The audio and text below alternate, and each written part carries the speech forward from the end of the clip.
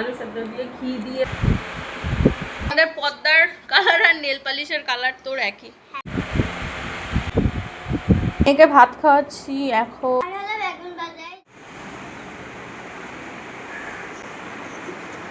কি বলবো, হ্যালো বন্ধুরা, ভালো লাগছে ওটা লাগছে। স্নান টান করে একদম রেডি, এখন যাবো পুজো দিতে। আজকে হচ্ছে সোমবার, তৃতীয় সোমবার। তো একদম নতুন শাড়ি পরে নিয়েছি, এবার পুজো দেবো।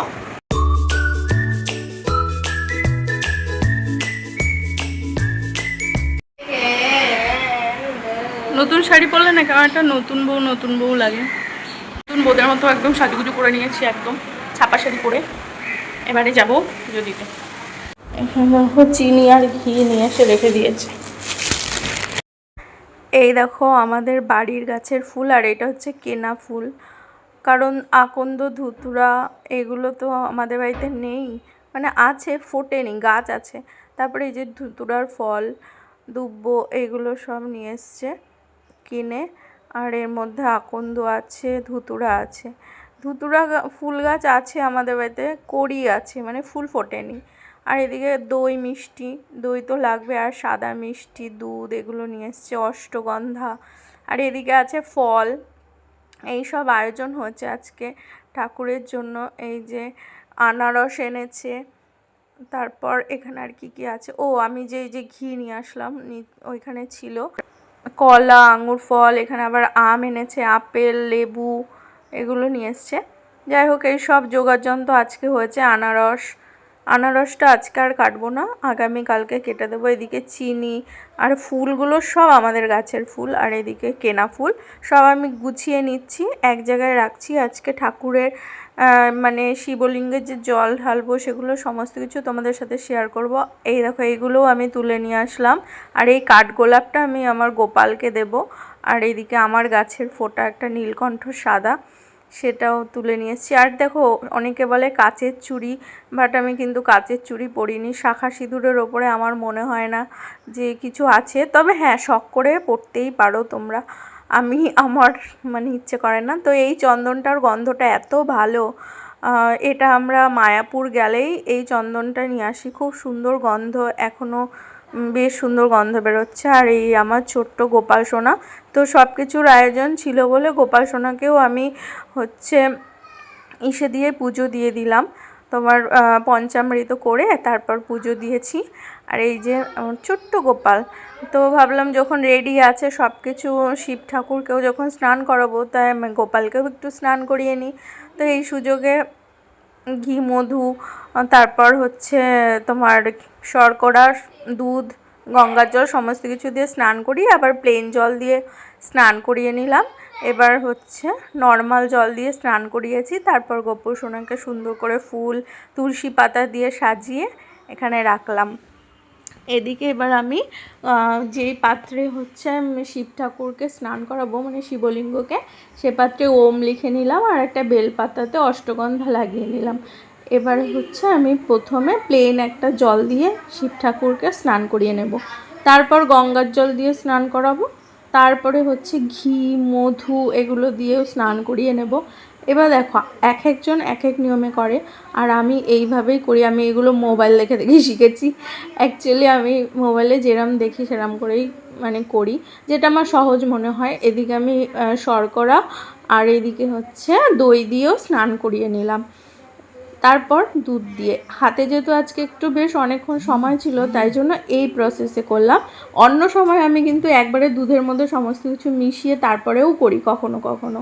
তো আজকে যেহেতু সময় ছিল, তাই জন্য আজকে ভালোভাবেই করলাম। এবারে যেই পাত্রে আমি শিবলিঙ্গটাকে বসাবো, সেই পাত্রে ওম লিখে বেলপাতায় অষ্টগন্ধা লাগিয়ে ঠাকুরকে ভালো করে মুছে নিয়ে, তারপরে হচ্ছে অষ্টগন্ধা দিয়ে বেলপাতায় অষ্টগন্ধা লাগিয়ে ভালো করে সাজিয়ে পুজো দিয়ে নিলাম। ওম নমঃ শিবায় বলে ফুল, বেলপাতা সমস্ত কিছু নন্দী, তারপরে শিবলিঙ্গের মাথায় দিয়ে, যেগুলো ঠাকুরের প্রিয় ফুল, যেমন এই যে ধুতুরা ফুল, নীলকণ্ঠ, আকন্দ, এছাড়াও সাদা ফুল, যেমন এই যে নাগপঞ্চমী, তারপর সাদা জবা ফুলটা ত্রিশূলে দিয়েছি, শিব ঠাকুরকে দিইনি, তারপরে ধুতুরার গোটা, এগুলো দিয়েছি। ওম নমঃ শিবায়, ওম নমঃ শিবায়, ওম নমঃ শিবায়, ওম নমঃ শিবায়, ওম নমঃ শিবায়, ওম নমঃ শিবায়, ওম নমঃ শিবায়। ওটা ফলের মধ্যে আজকে আমি আপেল, কলা আর আম দিয়েছি ঠাকুরকে। এদিকে ঘিয়ের প্রদীপ জ্বালিয়ে ধূপ ধুনো দিয়ে আরতিটা করে নেব। এদিকে দেখো আমি ভোলে বাবার প্রিয় প্রসাদ হচ্ছে বাতাসা, তো বাতাসাটা দিতে ভুলে গিয়েছিলাম, তারপর আবার দিয়ে নিলাম।